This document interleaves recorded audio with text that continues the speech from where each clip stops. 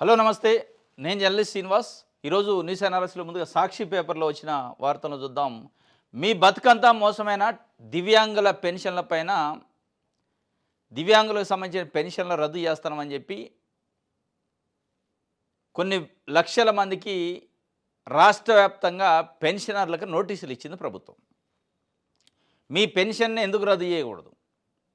మీరు అనర్హులుగా మిమ్మల్ని ఎందుకు ప్రకటించకూడదని చెప్పి నోటీసులు ఇచ్చింది. ఆ నోటీసులతోని ఎవరైతే ప్రభుత్వం అనర్హులని నోటీసులు ఇచ్చిందో వాళ్ళంతా రోడ్ల మీదకి వచ్చారు. కలెక్టరేట్ల ముట్టడి చేశారు. ఎట్లా వచ్చారు? వీల్ చైర్లలో, చేతి కర్రల పైన, 2 కాళ్ళు లేకుండా నేల మీద డేక్కుంటా, 2 చేతులు లేనోళ్ళు, కళ్ళు లేనోళ్ళు, చెవులు లేనోళ్ళు, రకరకాల దివ్యాంగులు రోడ్ల మీదకి వచ్చి మా నోటీసు పరిస్థితి ఏం కాదు, మమ్మల్ని చూడండి అని చెప్పి వచ్చారు. ఇక దానికి డాక్టర్ పెద్ద ఎక్స్పర్ట్ అవసరం లే. కాళ్ళు ఉన్నాయా లేవో కళ్ళకు కనపడుద్ది, చేతులు ఉన్నాయా లేవో కళ్ళకు కనపడుద్ది, ఏ విధంగా నడుస్తుండో కళ్ళకు కనపడుద్ది. దానికి పెద్ద ఎక్స్పర్ట్స్, డాక్టర్లు, మెడికల్ కమిటీ అవసరం లే. ఆల్రెడీ కొన్ని సంవత్సరాల నుంచి వాళ్ళు పెన్షన్ తీసుకుంటున్నారు. కొన్ని సంవత్సరాల నుంచి పెన్షన్ తీసుకుంటూ మెడికల్ సదరం సర్టిఫికెట్లు సబ్మిట్ చేసి తీసుకున్న వాళ్ళని లేదు లేదు నీకు సదరం సర్టిఫికెట్ ఫేక్ నీది, లేదంటే నీకు పర్సంటేజ్ తక్కువ ఉంది అని చెప్పి పెద్ద ఎత్తున తొలగించే కార్యక్రమం, రద్దు చేసే కార్యక్రమం చేస్తే రోడ్ల మీదకి వచ్చారు. నిన్న వైఎస్ జగన్మోహన్ రెడ్డి ఎక్స్లో ఆగ్రహం వ్యక్తం చేసినట. 5 సంవత్సరాలు మీరు ముఖ్యమంత్రి చేశారు. ఒక రాజకీయ పార్టీ అంత పెద్ద సీరియస్ విషయం అది. ఎస్సీ, ఎస్టీ, బీసీ మైనార్టీలకు సంబంధించి బడుగు బలహీన వర్గాలు రెక్కాడితే డొక్కాడని ప్రజల పెన్షన్లు, అర్హులైన వాళ్ళ పెన్షన్లు తొలగిస్తారు. అనర్హులు తొలగిస్తే మీరు రావాల్సిన అవసరం లేదు. ఏం ఎక్స్లో పోస్ట్ చేయకపోతే రోడ్ల మీదకి వస్తేంది? ఆ దివ్యాంగులకి మీ పార్టీ మద్దతు ఇస్తే తప్పేం కాదు కదా. ఇట్లా ఎక్స్లో పోస్టులు వేసే బదులు ప్రజల్లోకి రండి. ప్రజల్లోకి వచ్చి వాళ్ళకి సంఘీభావం తెలిపి వాళ్ళకి మద్దతు ఇచ్చి వాళ్ళకి ధైర్యం చెప్పండి. జగన్మోహన్ రెడ్డి గారు ఈ మధ్యకాలంలో ఒక 2 నెలలకో 3 నెలలకో అట్లా బయటకు ఒకసారి వస్తున్నారు. ఆ ఏ సమస్య పైన వచ్చిండో ఆ సమస్య పైన ప్రభుత్వము, కేంద్రం స్థాయిలో స్పందిస్తుంది. ఇక మధ్య మధ్యలో ఎక్స్లో పోస్టులు పెడతా ఉంటాడు. ఈ ఎక్స్లో పోస్టులు పెట్టే బదులు ఈరోజు రాష్ట్రంలో అనేక వర్గాల ప్రజలు తీవ్రమైన సమస్యలతో సతమతమవుతున్నారు. వాళ్ళకి సంబంధించి వాళ్ళని భుజాన వేసుకోండి, తప్పే ఉంది. వాళ్ళ చేయబట్టి లేపండి వాళ్ళని కింద పడ్డవాళ్ళు. ఈ ఎక్స్లో పోస్ట్ చేస్తే కంటే కూడా ప్రజల్లో తిరిగి ప్రజలతో మమేకై ప్రజల మద్దతుతోని ప్రభుత్వం పైన ఒత్తిడి చేస్తే బాగుంటుంది. మరి ఎందుకు ఎక్స్లో పోస్టులు చేసి ఆగ్రహం వ్యక్తం చేస్తారో అది మళ్ళీ అది ఎక్కడ రాదు, కేవలం సాక్షి పేపర్లో వస్తుంది. అదే మీరు బయటకు వస్తే సోషల్ మీడియాలో వస్తే అన్ని పత్రికలు, అన్ని టీవీ ఛానళ్ళు వస్తాయి. కాబట్టి వారు ఎక్స్లో సీఎం చంద్రబాబును ట్యాగ్ చేస్తూ నిలదీత మరొక ఘరానా మోసగాడిని ఈ 15 నెలల పాలన రుజువు అవుతూనే ఉంది.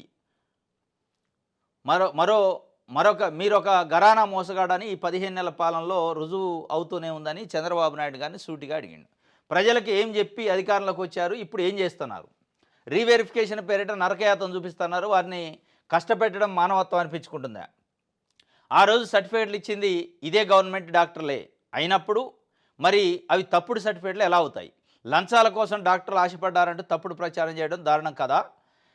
దివ్యాంగులను ఇలా ఇబ్బంది పెట్టి బలవన్మరణాలకు పాల్పడేలా చేయడం దుర్మార్గం కాదా, అమానవీయం కాదా అని చెప్పి, ఇది వాస్తవంగా మానవత్వం ఏం కాదు, హ్యుమానిటేరియన్ గ్రౌండ్ కదా. దివ్యాంగులకు పెన్షన్ ఇవ్వడం అనేది సామాజిక భద్రతా స్కీమ్. అది సామాజికంగా సమాజంలో అట్టడుగు వర్గాలు, వెనకబడిన వర్గాలు తినటానికి తిండి, కట్టుకోవడానికి బట్ట, ఉండటానికి విల్లు లేని, వస్తువులు లేని ప్రజల్ని సామాజికంగా ప్రభుత్వం ఆదుకోవడానికి సామాజిక పెన్షన్లు అంటారు వాటిని. వాటిలలో కొర్రి పెట్టి, ఏలు పెట్టి నీకు అర్హుడు కాదు, నేను తీసేస్తున్నా, ఏంది? వాళ్ళు ఏమైనా పారిశ్రామికవేత్తలా? వాళ్ళకి ఏమైనా 1000 ఎకరాల భూములు ఇచ్చారా? ఈరోజు చంద్రబాబు నాయుడు గారి ఆధ్వర్యంలో 100,000 ఎకరాల భూములు కొన్ని ప్రైవేటు కంపెనీలకు, ఉత్తత్తు కంపెనీలు, ఉన్నాయో లేనో కంపెనీలకు ఇచ్చారు. ఆ కంపెనీలు అడ్రస్ లేదు, ప్లాట్ఫామ్ లేదు, అవి రూటింగ్ కాలే. ఆ 100,000 ఎకరాల క్యాన్సిలేషన్ గురించి లెటర్లు ఇస్తారంటే ఇయ్యరు. ఇదే సెకీ ఒప్పందంతో 1,00,00,000 కోట్ల రూపాయలు 1,00,00,000 కోట్ల. ఆంధ్రప్రదేశ్ ప్రజలపైన భారం పడ్డది సెకీ ఒప్పందం జగన్మోహన్ రెడ్డి చేసుకోవటం వల్లనే ఆంధ్రజ్యోతి ఈనాడు చెప్పింది. చంద్రబాబు నాయుడు గారు ముఖ్యమంత్రి హోదాలో చెప్పారు. 1,750 కోట్ల రూపాయలు లంచం తీసుకొని జగన్మోహన్ రెడ్డి సెకీ ఒప్పందం పైన సంతకం పెట్టిండని. దాన్ని రద్దు చేయవు మరి? దానికి ఇట్లాంటి నోటీసులు ఇయ్యరు? ఇవ్వాలి కదా. అంటే మీరే విమర్శిస్తారు. అక్రమం జరిగిందంటారు, ప్రజలపైన భారం పడ్డదంటారు, అనర్హమైన కంపెనీ లంచం ఇచ్చి సంతకాలు పెట్టించుకుందంటారు. మరి దాన్ని క్యాన్సిల్ చేసే దమ్ము ధైర్యం ఎందుకు లేదు?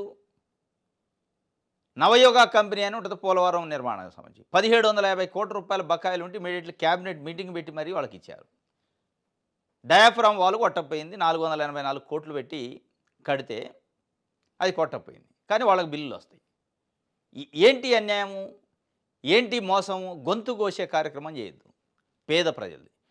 అనర్హులు ఉంటే తొలగించండి, దాంట్లో ఎవరు డిఫర్ కారు. అనర్హుల పేర్లు చెప్పి అర్హుల పైన పడి దాడి చేస్తూ, వాళ్ళ జీవితాలపైన దాడి చేస్తూ, వాళ్ళ బతుకుని చీకటి చేసే కార్యక్రమం ఎందుకు చేస్తున్నారు? దీనిపైన ప్రధాన ప్రతిపక్షం మన జగన్మోహన్ రెడ్డి గారు కూడా రోడ్ల మీదకి రావాలి. 2 కాళ్ళు 2 చేతులు లేని ప్రజలు రోడ్ల మీదకి వచ్చి వాళ్ళ నిరసన తెలుపుతుంటే వాళ్ళకొక ఆసరా, వాళ్ళని ఒక చేయి పట్టుకొని పైకి లేపే కార్యక్రమం ఎందుకు చేయకూడదు జగన్మోహన్ రెడ్డి గారు? వైఎస్ఆర్సీపీ పార్టీ, కమ్యూనిస్ట్ పార్టీలు, కాంగ్రెస్ పార్టీ, షర్మిలా గారు వీళ్ళంతా ఎక్కడ పోయారు? వాళ్ళు వాలంటరీగా వాళ్ళు పాప రోడ్ల మీదకి వచ్చారు. ఏ పొలిటికల్ పార్టీ మద్దతు ఇలే. ప్రెస్లలో చెబుతారు తప్ప ప్రత్యక్షంగా ఫిజికల్గా పోయి మద్దతు ఇచ్చే పరిస్థితి అటు పిసిసి అధ్యక్షురాలు షర్మిలా గారు కానీ, మాజీ ముఖ్యమంత్రి జగన్మోహన్ రెడ్డి గారు కానీ, కమ్యూనిస్ట్ నాయకులు కానీ ఎక్కడా ఇన్వాల్వ్ అయినట్టు కనపడలేదు. కొంతమంది కమ్యూనిస్టు లీడర్లు రియాక్ట్ అయ్యారు, కనపడ్డారు, కానీ మిగతా పార్టీలు, ప్రధాన పార్టీలు కనపడలేదు. దారుణం. ఈ ఎక్స్లలో పోస్టులు పెట్టి ఇది కాదు.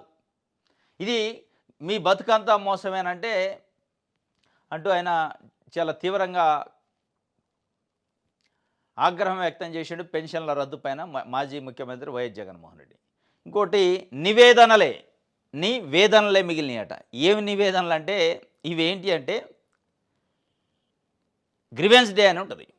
ప్రతి సోమవారం రోజు అన్ని కలెక్టరేట్లు, ఎంఆర్ ఆఫీసులు, అన్ని ప్రభుత్వ కార్యాలయాల్లో ఉంటుంది.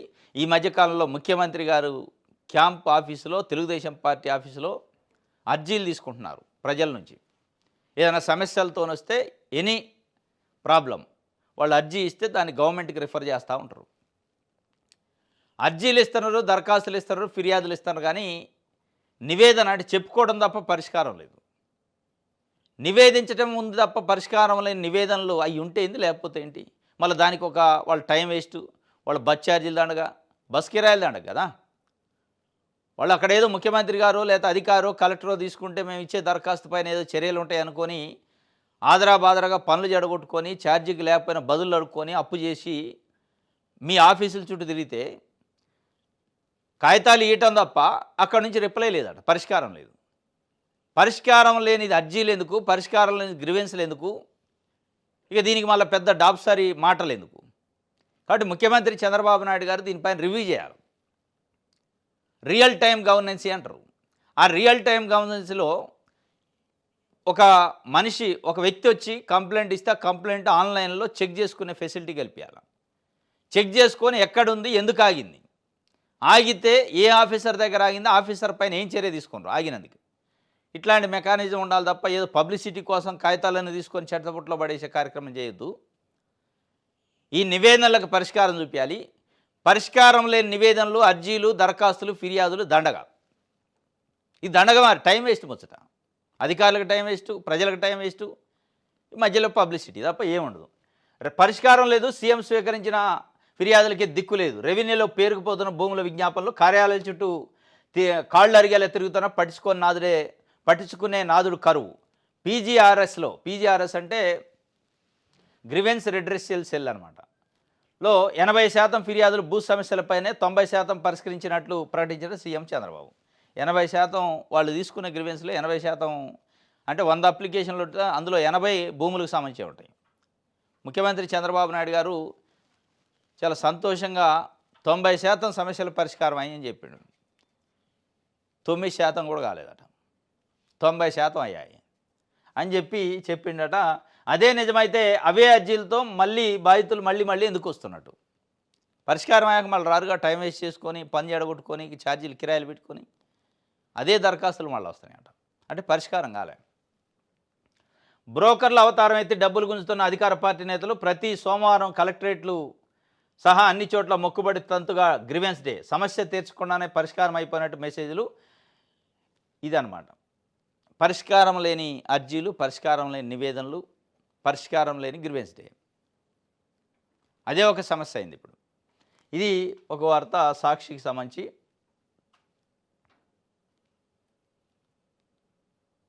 పచ్చకాకి దౌర్జన్యకాండ, ప్రకాశం జిల్లాలో 30 మంది పోలీసులు, 3 ఎస్ఐలు, సిఐ అరాచకం. వైఎస్ఆర్సీపీ ముండ్లమూరు మండలం కన్నుర్ దుకాణాలు కూల్చివేత, మహిళలను ఈడ్చిపడేసి లాఠీచార్జ్ చేయించిన సిఐ రామారావు. కాల్చిపడేస్తా అన్నాడట మళ్ళొకసారి.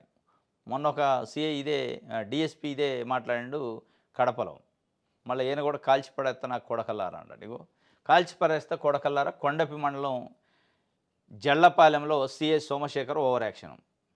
ఈ కాల్చిపడేయటానికి మీకు గన్నులు ఇచ్చింది, తుపాకులు ఇచ్చింది, పిస్టల్స్ మీకు ఇచ్చింది కాల్చిపడేయటానికి కాదు, ప్రజలను కాల్చిపడేయటానికి కాదు.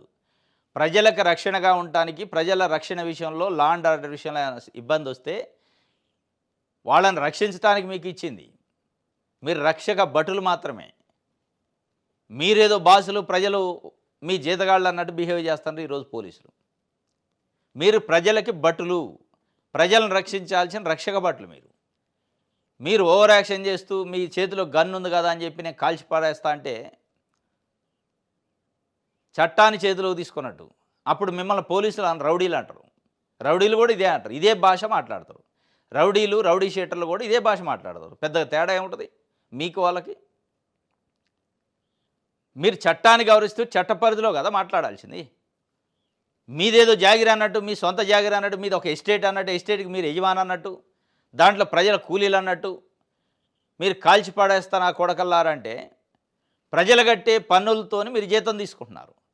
ప్రజలు కట్టే పన్నులతో జీతం తీసుకునే ఆఫీసర్గా మీరు ఉన్నారు.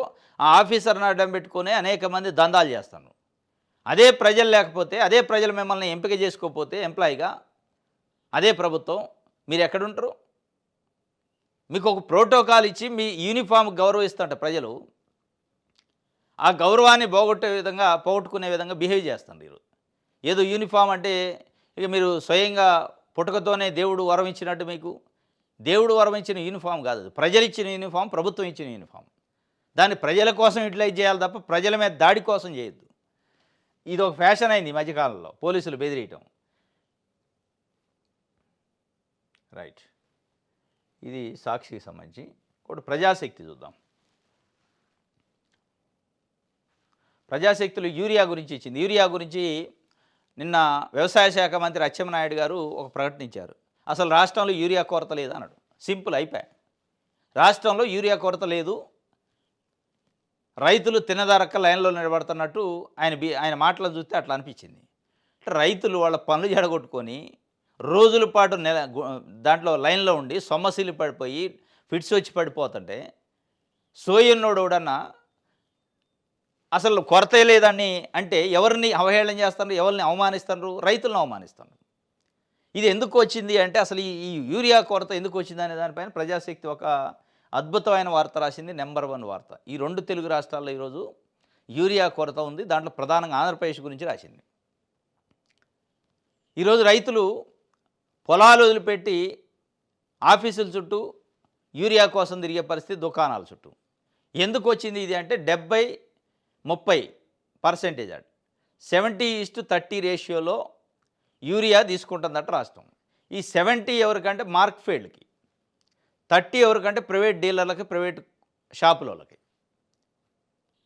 ఈ 70 మార్క్ఫెడ్ల పేరుతోని తీసుకొని, మార్క్ఫెడ్లు, DCMSలు, ఈ సొసైటీ వీళ్ళు ఉంటారు కదా, ఇవన్నీ అధికార పార్టీ చెప్పు చేతల్లో ఉంటాయి.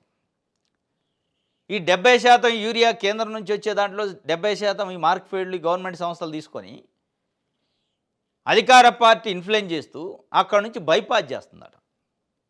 కేవలం 30% మాత్రమే ప్రైవేటు షాపులకు వస్తున్నాయి. మళ్ళీ ఈ ప్రైవేట్ షాపుల్లో కూడా తెలుగుదేశం పార్టీ అన్నదండలో ఇట్లా ఉన్న దుకాణాలు కూడా కొన్ని ఉంటాయి. మెజారిటీ వచ్చే యూరియాలో మేజర్ పోర్షను ఈ మార్క్‌ఫెడ్‌లు ప్యాక్స్‌కి పోతుంటే వీళ్ళు అధికార పార్టీ నాయకులు అడ్డం పెట్టి ఇక అడ్డగోలుగా వాటిని బ్లాక్ చేసే కార్యక్రమం. దానివల్ల కొరత వచ్చిందట. ఇక ముఖ్యమంత్రి చంద్రబాబు నాయుడు గారు యూరియా కొరత అనేది కనపడొద్దు, రావద్దు అంటాడు. ఇక రాకుండా ఉండాలంటే అసలు ముందు ఈ రేషియో సంగతి చూడండి మీరు. మార్క్‌ఫెడ్‌కి అంత రేషియో ఎందుకు? 30% మార్క్‌ఫెడ్‌కి ఇయ్యండి, 70 ఈళ్ళకి ఇయ్యండి, లేదా 50-50 ఇయ్యండి. లేదా మార్క్‌ఫెడ్‌కి ఇచ్చే 70% ఎడిపోతుందో ఆ ఫ్లోని చూడండి మీరు. 70% మార్క్‌ఫెడ్‌కి ఇచ్చాక రైతులకు ఎందుకు కొరత వచ్చిందని పరిశీలించండి ఒకసారి. మీ పార్టీ ఎమ్మెల్యేలు, జిల్లా అధ్యక్షులను అడగండి, తెలుస్తుంది. ఇదట అసలు కారణం.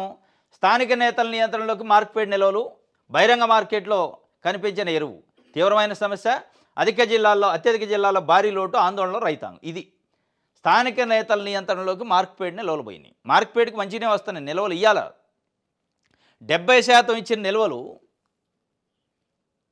స్ట్రేట్గా రైతుకు పోతే ఇబ్బంది ఉండదు.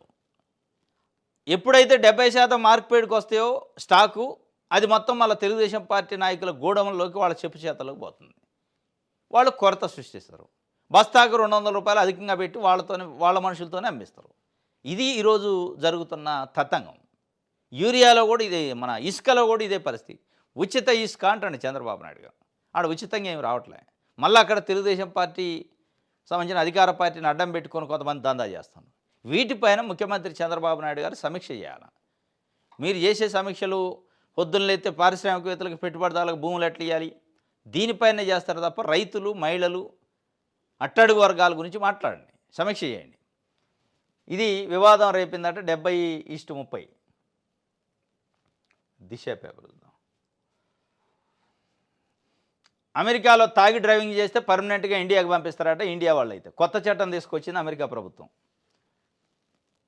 ఇండియా నుంచి ఎవరైనా పోయి అమెరికాలో స్థిరపడి అమెరికాలో ఉద్యోగం చేసుకుంటుంటే తాగి బండి నడిపితే కథమేనట.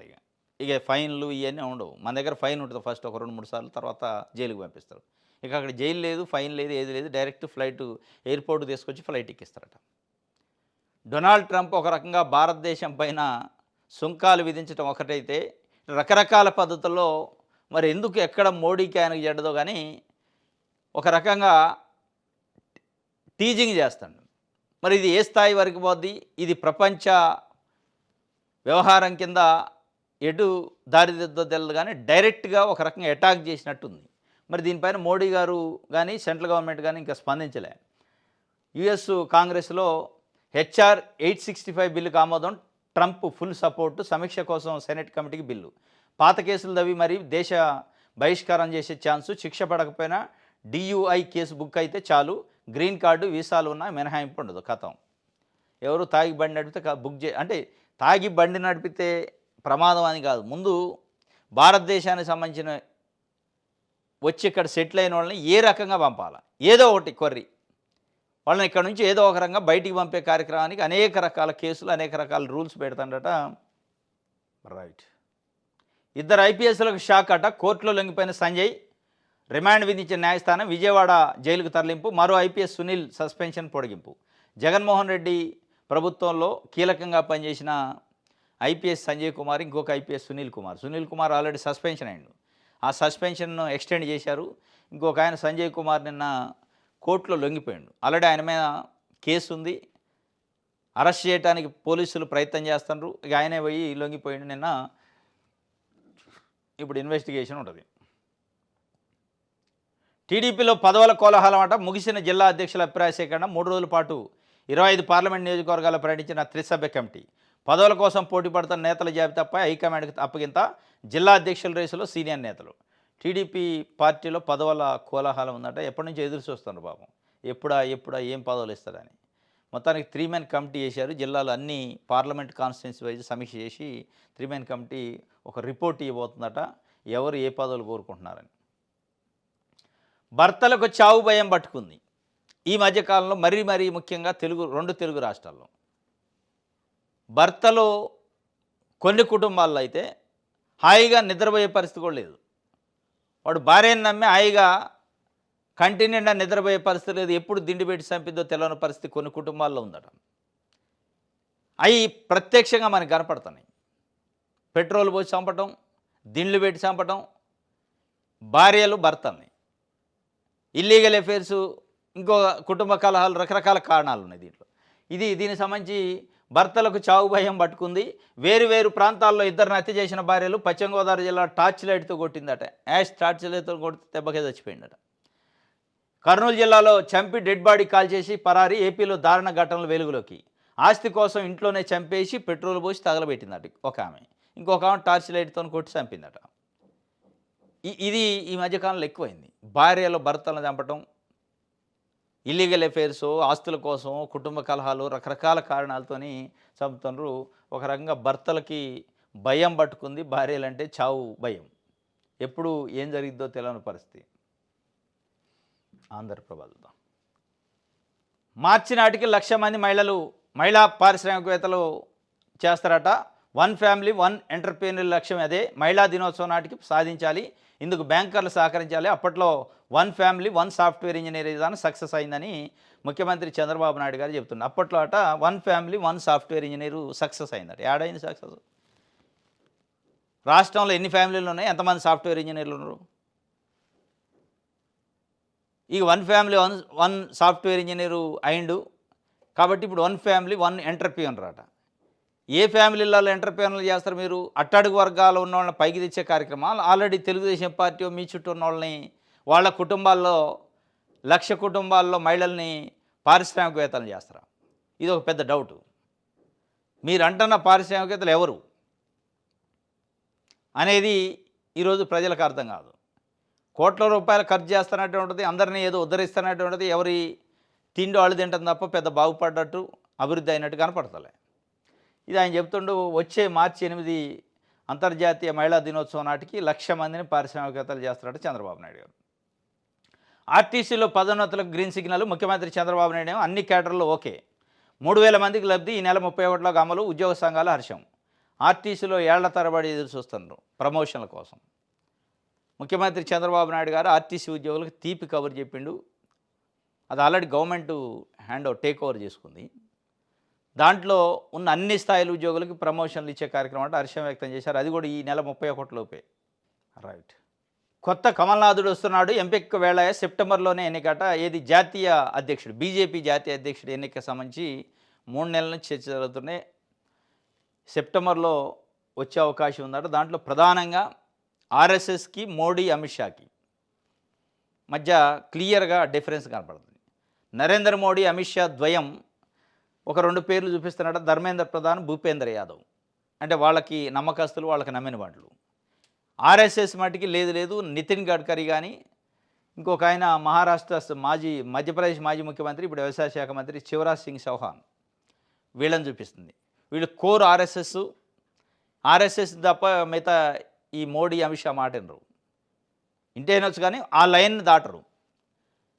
మొత్తానికి ఈ 2 వర్గాల మధ్యలో ఆర్ఎస్ఎస్, ఇటు అమిత్ షా, మోడీ ద్వయం మధ్యలో ఏ పేరు సెలెక్ట్ అయ్యిద్ది అనేది పెద్ద ఉత్కంఠ.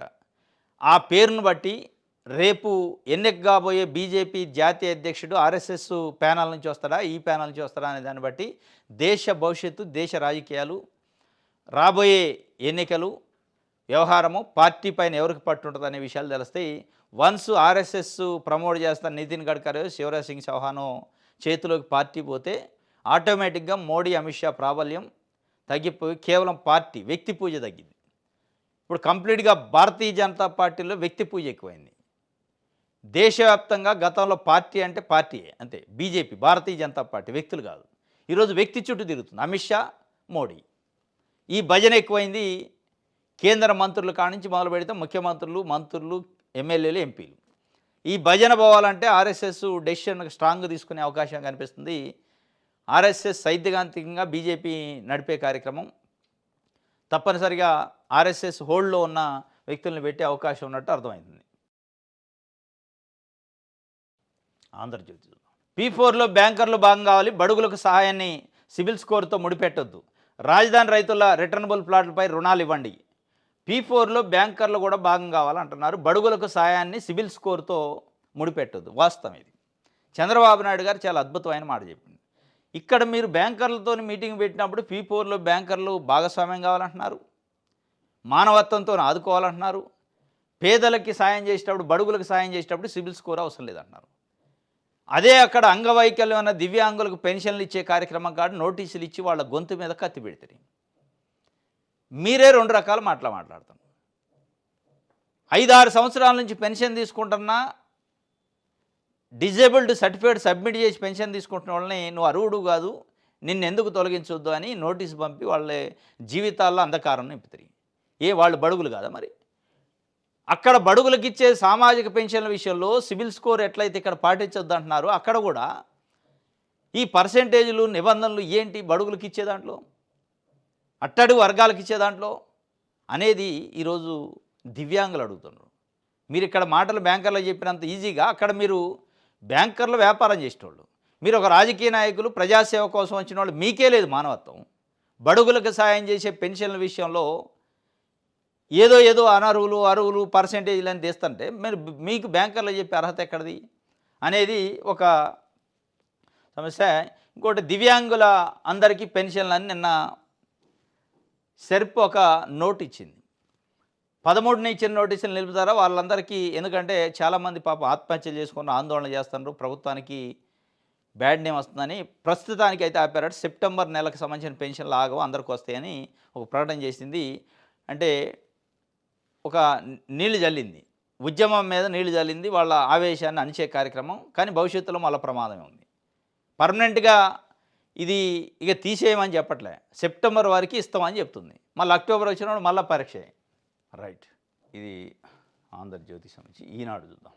లొంగిపోయిన సంజయ్ ఏసీబీ కోర్టులో న్యాయాధికారి ముందు సిఐడి మాజీ చీఫ్ హాజరు. సెప్టెంబర్ 9 వరకు రిమాండు. బెయిల్ పిటిషన్ చేసిన సంజయ్ పోలీసు కస్టడీ కోరుతూ ఏసీబీ పిటిషన్. కౌంటర్ వేయాలని ఇరుపక్షాల కోర్టు ఆదేశం. ఈ విచారణ ఈ నెల 29కి వాయిదా పడింది. బెయిల్ ఇదేమో ఈ నెల 29కి వాయిదా పడింది. 9 సెప్టెంబర్ వరకే రిమాండ్ విధించారు. మాజీ ఐపీఎస్, మాజీ సిఐడి మాజీ చీఫ్కి ఆయన లొంగిపోయింది అన్న కోర్టు ముందు. ఇది ఈనాడుకు సంబంధించి. ఇది ఈరోజు న్యూస్ అనాలిసిస్. రేపు తాజా వార్తలతో తిరిగి కలుసుకుంటాం. Thank you.